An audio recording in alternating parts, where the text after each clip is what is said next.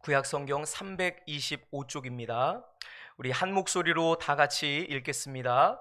그때에 여호와께서 여호수아에게 이르시되 너는 부싯돌로 칼을 만들어 이스라엘 자손들에게 다시 할례를 행하라 하시매 여호수아가 부싯돌로 칼을 만들어 할례산에서 이스라엘 자손들에게 할례를 행하니라. 여호수아가 할례를 시행한 까닭은 이것이니 애굽에서 나온 모든 백성 중 남자 곧 모든 군사는 애굽에서 나온 후 광야 길에서 죽었는데 그 나온 백성은 다 할례를 받았으나 다만 애굽에서 나온 후 광야 길에서 난 자는 할례를 받지 못하였음이라. 이스라엘 자손들이 여호와의 음성을 청종하지 아니하므로 여호와께서 그들에게 대하여 맹세하사 그들의 조상들에게 맹세하여 우리에게 주리라고 하신 땅 곧 젖과 꿀이 흐르는 땅을 그들이 보지 못하게 하리라 하시매 애굽에서 나온 족속 곧 군사들이 다 멸절하기까지 40년 동안을 광야에서 헤매었더니 그들의 대를 잇게 하신 이 자손에게 여호수아가 할례를 행하였으니 길에서는 그들에게 할례를 행하지 못하였으므로 할례 없는 자가 되었음이었더라. 아멘. 이는 살아계신 하나님의 말씀입니다. 오늘도 온라인을 통해서 함께 이 시간 예배에 참석하시는 성도님들 한 분 한 분 주님의 이름으로 사랑합니다. 주님의 이름으로 축복합니다. 하나님께서 오늘 이 예배를 통해서 여러분들의 깊은 것을 만지시기를, 고치시기를, 회복시키시기를, 그래요 오늘 이 밤 주님과의 깊은 만남이 있기를, 은혜의 경험이 있기를 간절히 축복합니다. 간절히 축복합니다. 우리 옆에 계신 분들과 우리 서로 인사하며 우리 채팅을 통해서도 함께 인사해 주시면 감사하겠습니다. 사랑하고 축복합니다. 사랑하고 축복합니다. 사랑하고 축복합니다. 사랑하고 축복합니다. 네, 오늘 우리가 함께 나눌 말씀의 제목은요, 할례의 본질입니다. 기록된 말씀을 통해서 여러분들 가운데 아버지의 심장의 언어가 전달되기를 간절히 축복합니다. 가나안을 정복하고 다스리기 위해서는 우리에게 반드시 준비가 필요합니다. 영적으로 준비된 자만이, 갖추어진 자만이, 구비된 자만이, 무장한 자만이 가나안을 정복할 수 있고 다스릴 수 있기 때문입니다. 우리가 가나안을 정복하고 다스리기 위해서는 8가지가 준비되어야 합니다. 우리가 오늘 새벽까지 6번째 전략에 대해서 말씀을 나눴는데요, 간략하게 한 번 더 정리하고 넘어가겠습니다. 첫 번째는 가나안을 정복하고 다스리는 첫 번째 전략은 하나님의 말씀입니다. 하나님의 말씀을 가까이 하며 그 말씀을 깊이 묵상하고 그 말씀에 기록된 대로 다 지켜 행하라는 것입니다. 두 번째는 하나님께서 세우신 지도자의 권위에 순복하라는 것입니다. 지도자의 권위에 순복하라. 세 번째는 가나안을 정탐하라. 너희들의 적이 누구인지, 사단의 정체가 뭐고 귀신들의 활동 내역이 무엇인지, 우리가 대적해야 할, 짓지 말아야 할 죄들이 무엇인지를 알아야 한다. 정탐해야 한다. 또 네 번째는 무엇입니까? 제사장을 세우라. 제사장을 세우라. 하나님 나라의 선봉대를 세우라. 죄를 다룰 줄 아는 리더들을 세워야 한다. 죄를 죽이고 죄를 태우며 죄를 씻는 자들, 영혼들 가운데 있는 이 죄의 문제를 다룰 수 있는, 마치 비느하스처럼 진리의 창으로 그 죄들을 찔러 다룰 수 있는 자들, 그리하여 하나님의 질투와 노를 누그러뜨릴 수 있는 자들, 바로 그들이 오늘 이 시대의 제사장들입니다. 왕같은 제사장들이죠. 또한 제사장들은 상황과 환경이 열악하고 불리함에도 불구하고 믿음으로 말미암아 그 요단을 건너는 자들, 앞서 행하는 자들입니다. 그리고 다섯 번째는 무엇이었습니까? 구원을 기념하라. 구원을 기념하라. 구원은 과거의 사건이 아닙니다. 이미 지나간 옛날 일이 아니에요. 옛적 일이 아닙니다. 오늘 우리가 경험해야 될 사건이죠. 그러므로 요단에서 취한 12돌은 그냥 장식품이 아니에요. 기념물이 아니에요. 단순한 전시품이 아닙니다. 이 돌은 차가운 돌이 아니라 뜨거운 돌, 살아있는 돌, 하나님과 만나는 돌, 이 돌을 바라봄으로 인해서 주님과의 사랑이 다시금 뜨거워지고 점화되고 타오르는 바로 그 살아있는 돌입니다. 우리가 매일매일마다 구원을 경험하고 매일매일마다 구원의 기쁨을 만끽하는 것을 넘어서 우리는 이 구원의 사건을, 하나님의 경험을, 믿음을 후대에게도 전수해 줘야 합니다. 이 돌은 기억을 전수하는 장치예요. 자손들이 요단강을 건너지 못한, 요단강을 건넌 자리에 그 현장에 없었던 자들, 부흥의 현장에 없었던 자들, 은혜의 현장에 없었던 자들이 하나님을 만날 수 있도록 끊임없이 신앙을 전수하고 신앙을 계승하는 그런 일들이 우리 공동체 안에, 우리의 가정 안에 이 시대 가운데 있어져야 될 줄로 믿습니다. 다음 세대가 세워지지 않으면 미래의 희망은 없습니다. 우리는 다음 세대가 다른 세대가 되지 않도록 경계해야 합니다. 끊임없이 말씀을 전해야 합니다.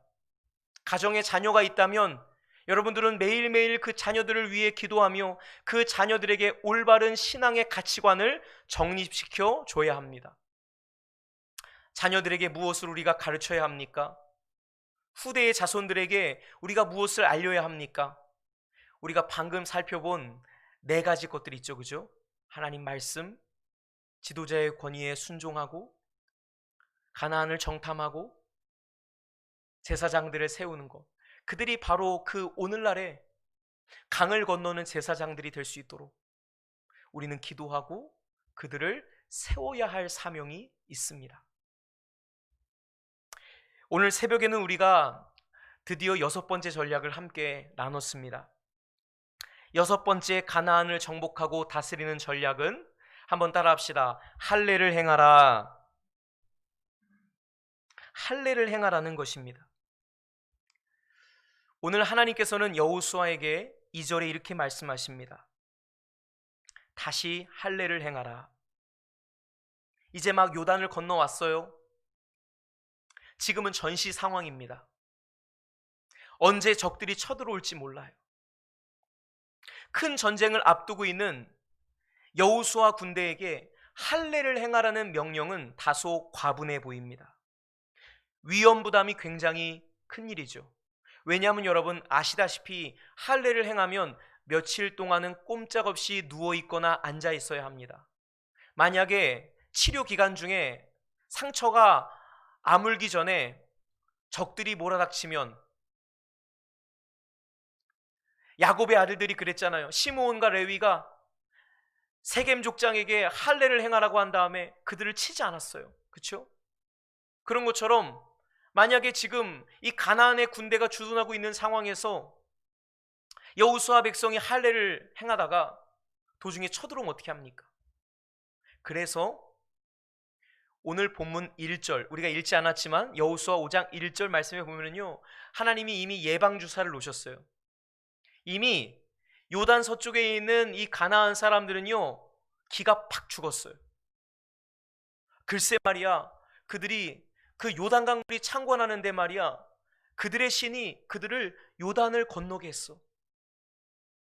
이 소식이, 하나님이 그들과 함께 하신다는 소식이 일파만파 전해지는 턱에 그들이 완전히 두려움에 사로잡히게 됐어요.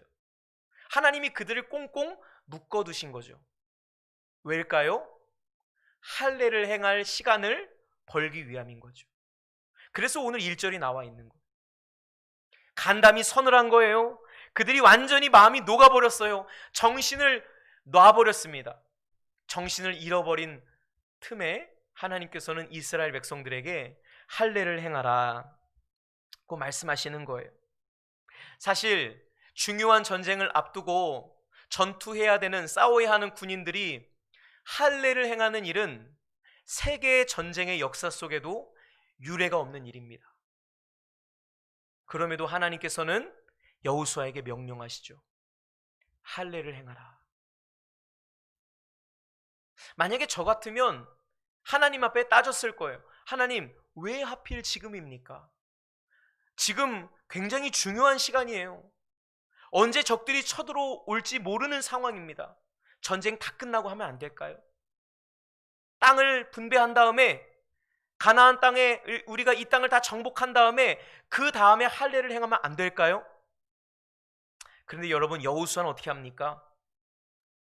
한마디 군말 없이 하나님의 명령을 따라 부싯돌로 칼을 만들어 할례산이라는 곳에서 이스라엘 남자들을 다 불러 모아가지고 어린 아이들로부터 장정에 이르기까지 모든 남자란 남자들은 다 모아가지고 거기서 뭐 하는 거예요? 할례식을, 집단 할례식을 거행하는 것입니다.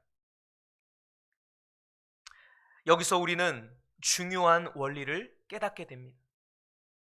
하나님은 대충대충을 싫어하십니다. 하나님은 과정이 없는 결과를 원하지 않으세요. 성결과 거룩을 잃어버린 어떠한 업적과 행사나 눈에 보이는 그러한 어떤 결과물들을 우리에게 요구하지 않으세요. 사람들은 그렇게 말합니다. 어떠한 방편을 쓰든, 손을 쓰든, 발을 쓰든, 뭘 쓰든, 편법을 쓰든, 불법을 쓰든 어떻게든지 성공하면 그만이야. 인류대학 가면 그만이야. 잘 되면 그만이야. 사람들은 그렇게 말하죠. 그러나 하나님 사전에 그런 것은 없습니다. 하나님은 거룩하지 않은 자, 준비되지 않은 자, 구별되지 않은 자들을 결코 쓰시는 법이 없습니다. 우리는 여기서 이 중요한 원리를 깨닫게 됩니다. 하나님이 명하신 조건, 거룩이라고 하는 조건에 조금이라도 우리가 합당하지 않으면 하나님은 떠나세요. 영광이 떠납니다. 하나님이 돕지를 않으세요. 함께 그들과 가지 않으십니다. 그는 소멸하는 불이시요 질투하시는 하나님이시기 때문에 그들이 뭔가 영적으로 남은 과제물들이 있을 때는요, 그것이 철저하게 완료될 때까지는, 철저하게 마감될 때까지는, 철저하게 그런 것들이 치러지고 이루어질 때까지는 한치도 움직이라 말씀하지 않으세요. 그래서 가나안을 정복하고 다스리는 것보다 준비하는 지금의 과정이 더 중요하다라는 거예요. 아간을 보세요. 진멸해야 할 물건을 탈취했습니다. 그럴 때 하나님께서 어떻게 하십니까?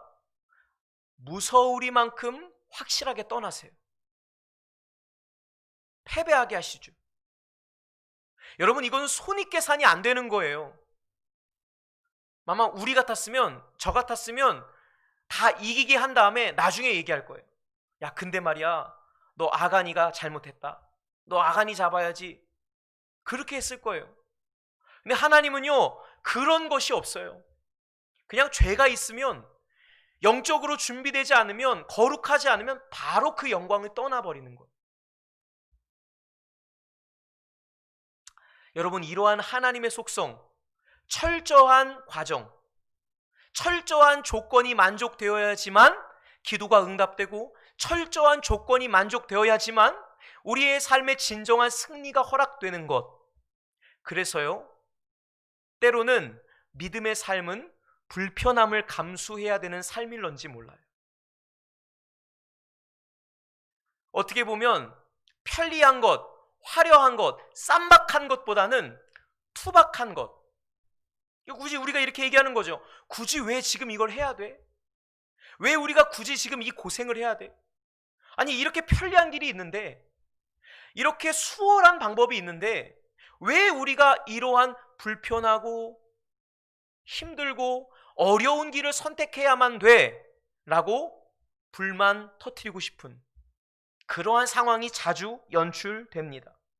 우리가 믿음의 길을 걸어가다 보면은요, 내 눈앞에 보여요. 이 길로 가면 지름길이에요.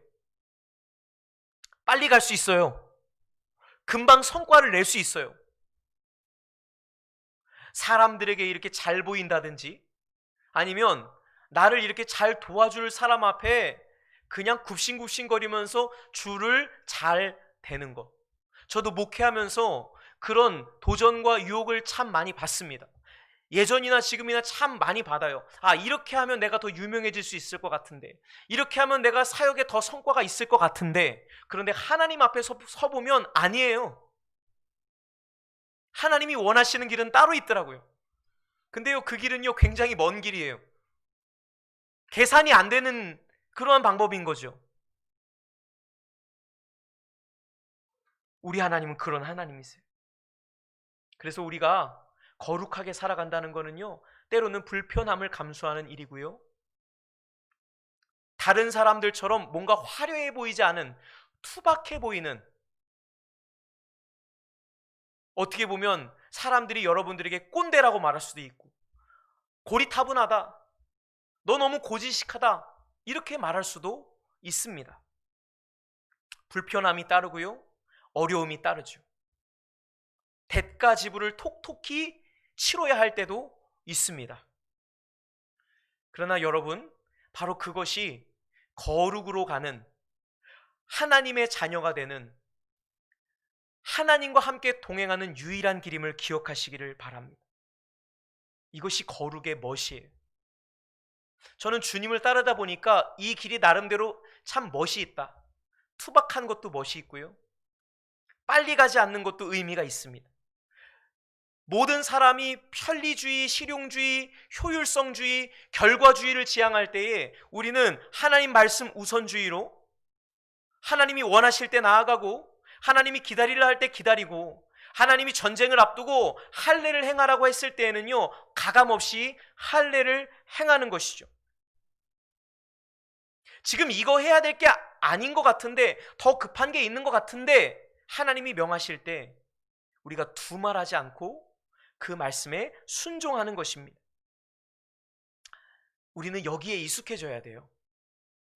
이게 불편하면, 이게 힘들면 주님을 따라가기가 버겁습니다. 기억하십시오. 거룩의 길은 때로는 불편하다는 것. 눈앞에 보여지는 지름길이 있음에도 불구하고 뺑뺑 돌아가야 될 수 있다는 것. 비효율적이라는 것. 사람들이 알아주지 않는다는 것. 대가를 지불해야 한다는 것. 그럼에도 불구하고 그 길이 우리가 꼭 걸어가야 할 길인 이유는 하나님이 우리와 함께 하시기 때문에, 그 길 가운데 우리에게 기름 부어주시고요, 그 길 가운데 우리에게 하늘의 권세를 입혀주시기 때문에, 그로 말미암아 세상을 정복하고 이길 수가 있는 것이. 하나님께서 이스라엘 백성에게 할례를 행하라고 말씀하십니다. 근데 여러분, 여호수아에게 이렇게 말씀하세요. 다시 할례를 행하라. 다시 할례를 행하라. 이 다시라는 언어가 참 중요합니다. 그냥 할례를 행하는 게 아니에요. 하나님이 지금 이스라엘에게 원하셨던 것은 단순히 육신의 할례만이 아닌 것입니다. 할례는요, 하나님과 나와의 언약을 입증하는 증거입니다. 천지와 만물을 주관하고 지으시며 다스리시는 하나님이 나의 하나님, 이스라엘의 하나님, 믿는 자의 하나님이 되시며, 그들은 하나님의 백성이 되는 것, 하나님이 나의 아버지 되시고 내가 그분의 자녀가 되는 것, 우리의 임금, 우리의 왕이 되시고 우리의 주권자가 되시고 우리는 그분의 백성이 되는 것, 하나님과의 언약 관계를 체결하는 것입니다. 그러므로 내가 할례를 받는다는 것은 하나님과 내가 인격적인 관계를 맺는다는 것이에요. 내가 하나님의 백성이 된다는 표징이에요. 하나님이 나의 구원자가 되시고 하나님 아버지가 나의 주님 되시고 하나님이 나의 아버지가 되신다는 표가 되는 것입니다. 그런데 광야 1세대들은 그 할례를 받았음에도 불구하고 안식에 들어가지 못합니다. 광야에서 멸망을 당하지요. 오늘 하나님께서는 그 이유에 대하여 이렇게 말씀하시는 거예요. 6절에 이스라엘 자손들이 여호와의 음성을 청종하지 아니함으로, 여호와의 음성을 듣지 않은 거예요. 불순종한 것입니다. 하나님께서 그들을 치시죠. 약속의 땅에 들어오지 못하게 하십니다. 그 이유는 하나님께 있는 것이 아니라 그들에게 있었어요. 그들은 택함 받았습니다. 할례도 받았어요. 하나님과의 언약 관계도 맺었습니다. 그런데 정작 그들은 마음의 할례를 받지 못한 거예요. 바울이 로마서 2장에서 말하는 표면적 할례가 아니라는 거예요. 이면적 할례. 할례는 마음에 해야 되는 것이다. 즉 표피를 벗겨내는 그 행위를 통해서 진정으로 하나님과의 영적인 관계를, 끈끈한 관계를, 하나님과의 유대 관계를 영적으로 가져야 한다는 거예요. 그것이 진짜 할례입니다. 이스라엘 백성들은 그 할례를 받아야 함에도 불구하고 마음과 생각에 할례를 받지 않으므로 그들은 목이 곧은 백성이 되었어요. 완고한 백성이 되었어요. 거역하는 자들이 되었습니다. 그래서 광야에서 거듭 하나님을 시험하면서 하나님의 진노를 유발했습니다. 할례라는 의식은 지났지만, 할례라는 껍데기는 가지고 있지만 마음의 할례를 받지 못한 그들을 하나님께서는 가차없이 심판하십니다. 여러분, 우리가 이 말씀을 두려움으로 받아야 합니다. 내가 세례 받았어요. 할례는 오늘날로 말하면 세례 교인이 된 거예요. 내가 기독교인이 된 거예요. 내가 교회의 일원이 된 거예요. 내가 신앙생활 열심히 해요. 그런데 우리가 진정으로 영적으로 거듭나지 않으면, 우리가 오늘 거듭난다는 것의 의미를 볼 거예요. 마음의 할례를 받는다는 것이 무엇인지 그 조건에 부합하지 않으면 버림당합니다. 구원에 이르지 못합니다. 우리는 그것을 오늘 이 6절의 말씀을 통해서 분명히 보게 되는 거예요. 아무리 할례를 받았어도, 아무리 유대인이어도, 아무리 아브라함의 자손이어도 아브라함의 믿음이 내 믿음이 되지 않으면, 마음의 할례를 받지 않으면 어림없어요. 광야를 통과하지 못합니다. 그러므로 여러분, 오늘 이 시간 마음의 할례를 받으십시오. 마음의 할례를 받지 못했을 때 나타나는 결과가 6절이에요. 여호와의 음성을 청종하지 않는 것입니다. 즉 광야 1세대들은 마음의 할례를 받지 못해 마음이 굳어있고 목이 곧아서 교만하여 하나님의 음성을 청종하지 않았던 거예요. 듣고 듣지 않았던 거예요.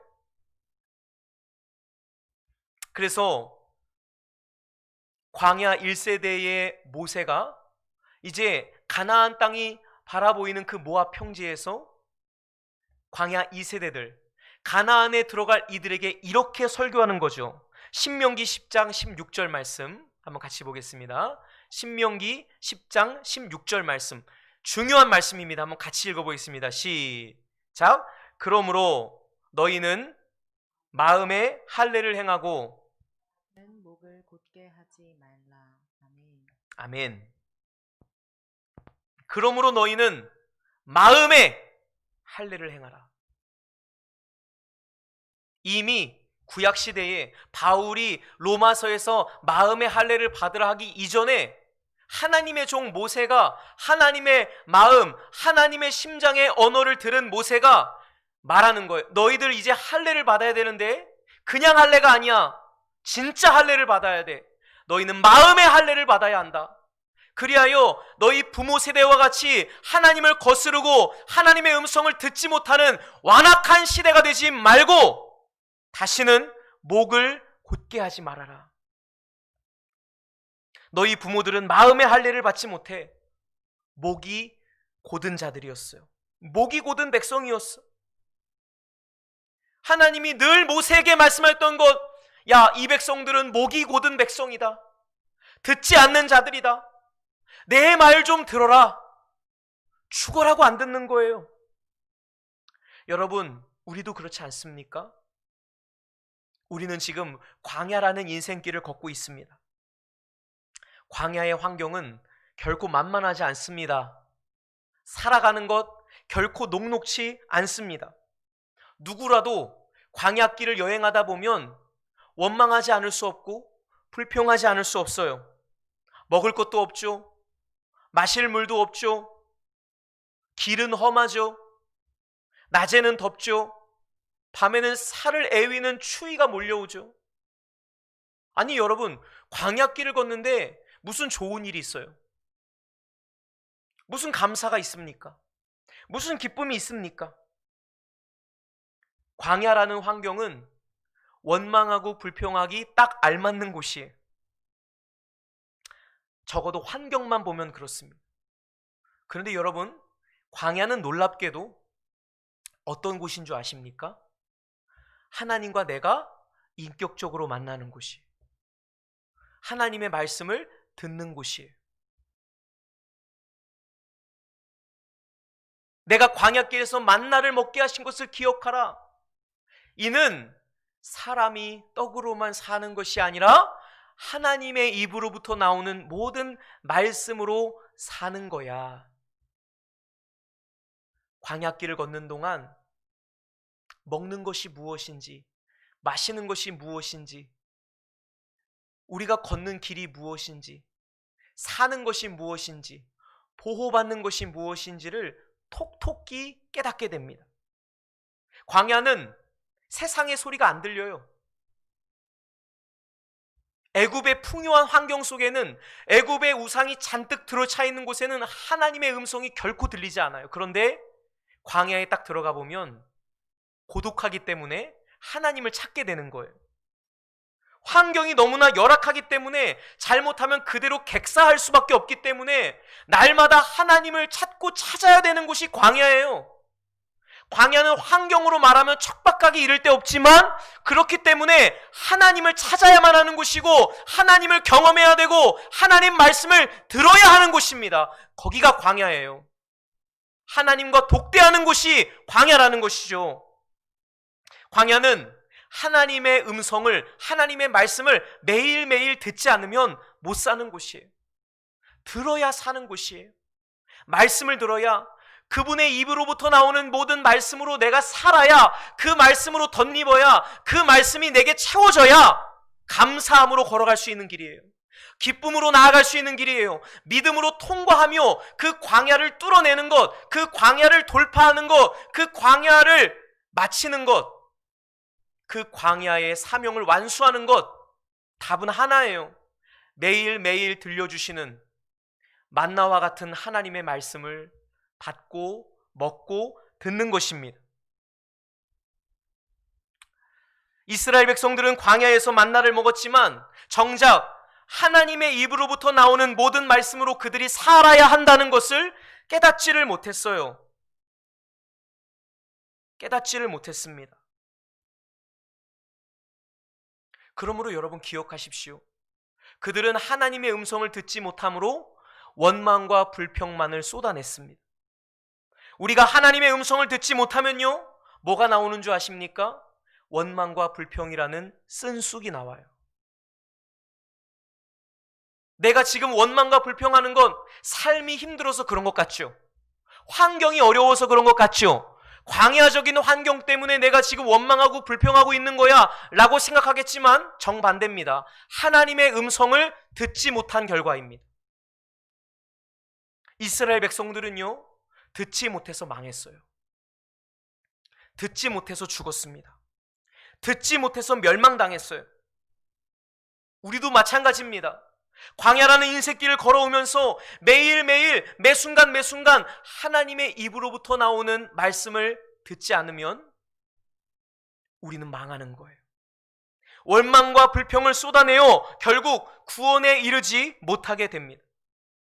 여러분, 들으십시오.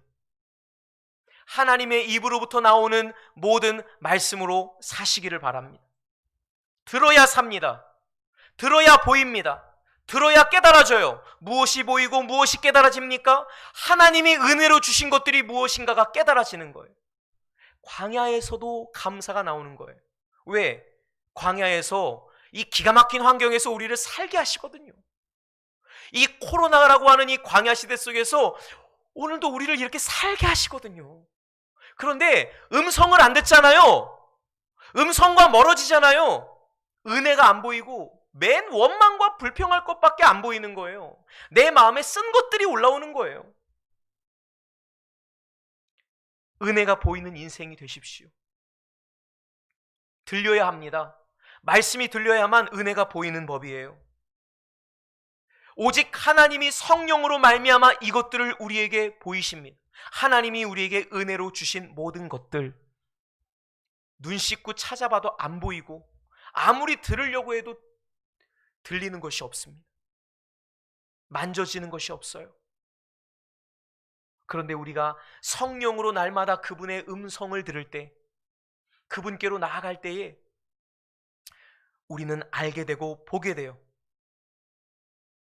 은혜가 왕노릇하는 삶을 살아가게 되는 것이죠.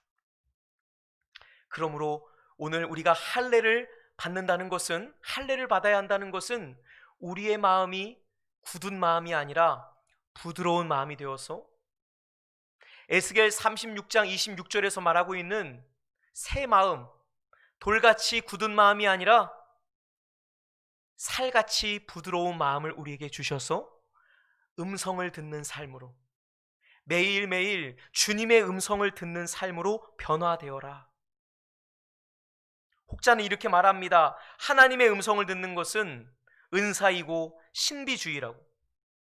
여러분, 하나님의 음성은요, 어떤 신령한 사람들, 특별한 사람들, 철야기도 많이 하는 사람들, 그래서 능력받은 사람들에게만 들리는 것이 아닙니다. 어떤 특정한 사람들에게만 주시는 특별한 은사인가요? 아닙니다. 애굽을 빠져나온 성도라면, 애굽을 탈출한 6월절의 은혜를 경험한 자들이라면 누구나 들을 수 있는 것이 아버지의 음성이에요.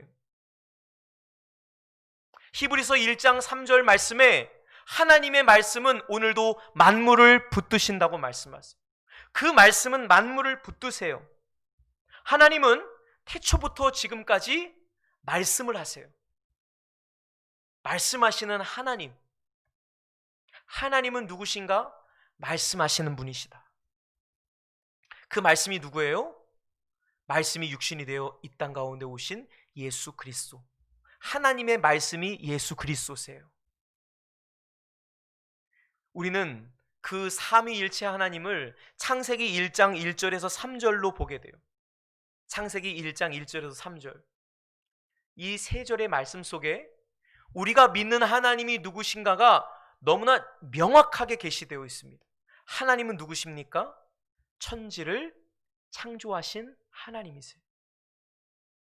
창조주 하나님이십니다. 또한 2절에 하나님은 누구십니까?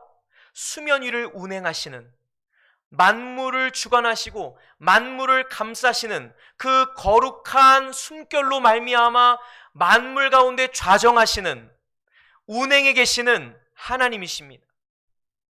마치 어미닭이 새끼 알을 품듯이 만물을 그렇게 품으시는 거예요. 저와 여러분들을 품고 계시는 거예요. 우리의 호흡 가운데 좌정하시고 우리의 기도를 들으시고 언제나 우리 가운데 오셔서 우리에게 일러 주시는 분, 그분이 성령님이십니다. 그리고 1장 3절에 하나님이 가라사대, 하나님이 이르시되, 하나님이 말씀하시되, 천지 만물을 지으시고 그 지으신 만물 가운데 운행하시면서 뭐 하시는 분이세요? 말씀하시는 분이세요. 말씀하시는 분이세요. 그러므로 우리가 이렇게 정의해 볼 수 있습니다. 하나님은 누구십니까? 성령을 통하여 말씀하시는 분이시다. 거룩한 숨결을 내쉬며 숨을 내쉬며 말씀하시는 분이시다. 우리 하나님은요, 지금도 말씀하고 계세요. 말씀하시고 계세요. 그 증거가 무엇입니까? 바로 저와 여러분들이에요.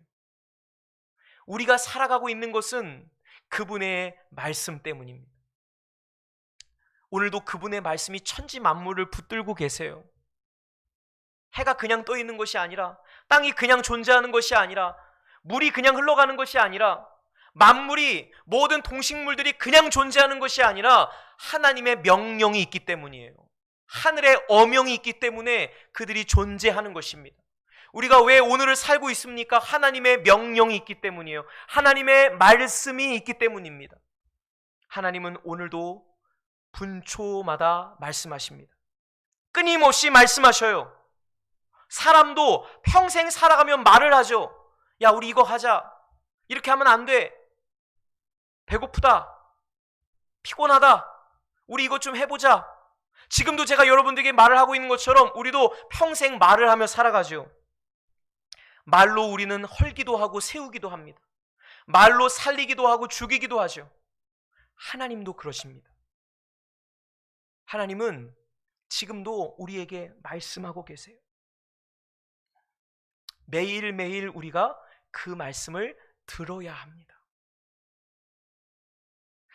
기록된 성경의 계시는 이미 끝났지만 이 기록된 말씀을 통하여 오늘 나에게 레마로 들려주시는 하나님의 말씀은 지금도 여전합니다. 지금도 동일합니다.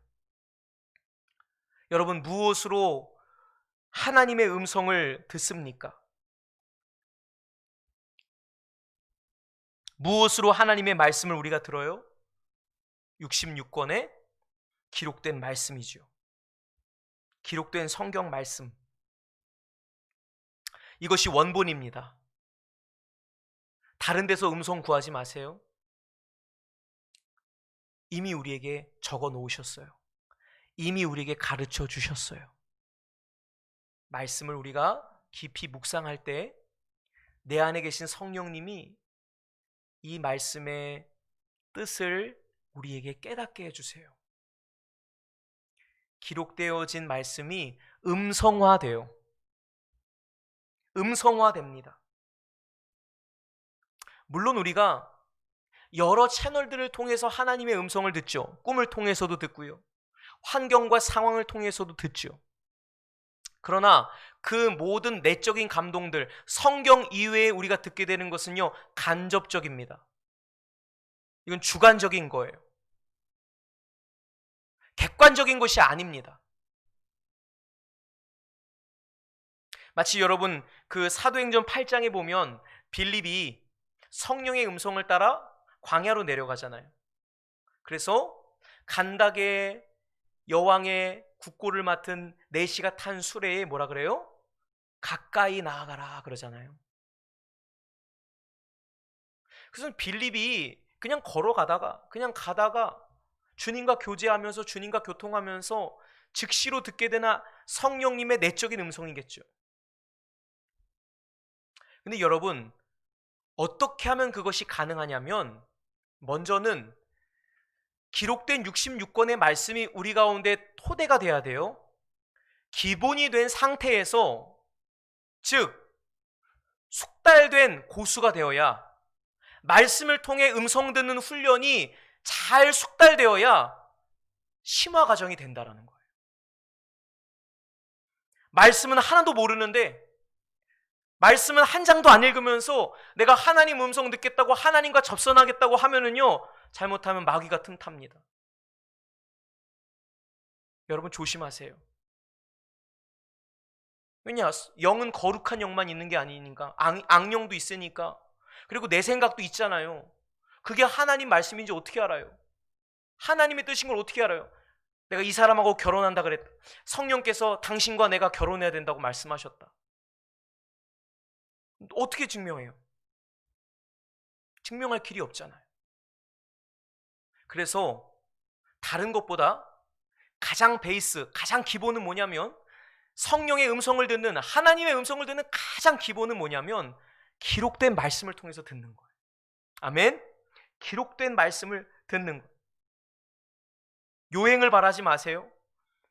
뭐 어떤 특별한 신비 체험을 여러분 바라지 마세요. 그냥 기록된 말씀을 내가 계속 묵상하다 보면 여기에서 뜻이 깨달아지는 거예요. 말씀을 묵상하다가 죄가 깨달아져요. 그러면 그 자리에서 무릎 꿇고 하나님 앞에 회개기도 하는 거예요. 말씀을 보다가 하나님의 사랑과 은혜가 너무나 깨달아져요. 그러면 거기서 무릎 꿇고 하나님 앞에 감사기도 올리세요. 이것이 하나님과 교제하는 것이고 매일매일 그분 음성 듣는 것입니다. 이렇게 여러분 그냥 어쩌다가 한 번이 아니라 일주일에 한 번이 아니라 우리가 매일매일 양식을 먹어야 살아갈 수 있는 것처럼 우리가 매일매일 영적인 양식, 하나님의 입으로부터 나오는 말씀을 내가 들어야 사는 거예요. 하나님의 음성을 들으시기를 주의 이름으로 축원합니다. 우리가 설교 시간에도 예배 시간에도 우리가 음성을 들을 수가 있겠죠. 검증받은 설교자의 설교를 통해서 여러분들은 또한 음성을, 나에게 주시는 하나님의 음성을 들을 수가 있습니다. 설교자가 성경 66권에 기록된 말씀에 감동될 때에, 그가 말씀을 풀 때에 여러분들에게 성령의 음성이 들리는 것이에요. 오랫동안 씨름하고 오랫동안 기도하며 묵상하며 받았던 말씀을 응축되어서 전하니까 사실 이것은 가장 효율적인 방법이죠. 초신자들도 들을 수 있는 방법이에요. 사실 내가 직접 말씀을 묵상하면서 하나님의 음성을 듣는 것은 처음에는 조금 어려운 일일 수 있어요. 그런데 설교를 통해 우리가 은혜를 받잖아요. 설교를 통해서 내가 이 말씀 읽을 때는 이런 깨달음이 없었는데 목사님이 이 설교의 말씀을, 본문의 말씀을 이렇게 깨달아지게 하고 풀어주면서 이렇게 적용하면서 말씀하는 것을 통해서 이렇게 볼 수 있구나. 그러면 이것을 여러분들이 적용하는 것이에요. 왜냐하면 그냥 늘 떠먹여주는 양식만 내가 먹을 수 있는 사람과 내가 직접 요리할 수 있는, 내가 직접 받아 먹을 수 있는 사람은 달라요. 그 영적인 깊이가 다를 수밖에 없는 것입니다. 제가 바라는 것은 무엇이냐면 여러분들이 말씀을 어떻게 묵상해야 되는지, 기록된 말씀을 통해서 어떻게 하나님의 음성을 들으셔야 하는지를 알고 깨달아서 매일매일의 삶 가운데 말씀을 묵상하며 은혜들을 길어내는 거예요. 깊이 말씀해 주시는, 내게 다가와 말씀해 주시는 그 성령의 음성을 듣는 것입니다. 여러분들이 스스로 묵상하는 자들이 되시기를, 그래서 깊음 가운데 들려오는 성령의 음성을 들으실 수 있게 되기를 바랍니다. 이 훈련이 돼야 돼요. 이제 말씀을 정리하겠습니다. 여러분, 묵상은 거룩한 습관이에요. 마음의 할례를 받은 자들은 늘 하나님의 말씀을 내 마음판에 새김으로 말미암아 거기서 깊은 음성을 들어요. 깊이 하나님을 만나요. 하나님 말씀은 곱씹으면 곱씹을수록 우리에게 깊은 맛을 줍니다. 하면 할수록. 설교도 여러분들이 한 번 듣고 끝나는 게 아니라 계속 여러분들이 그 본문의 말씀 가지고, 이번 주일 설교 말씀, 이번 주일 그 본문 말씀을 가지고 여러분들이 계속 묵상하세요. 사울을 묵상하세요. 아브라함을 묵상하세요. 여호수아를 묵상하세요.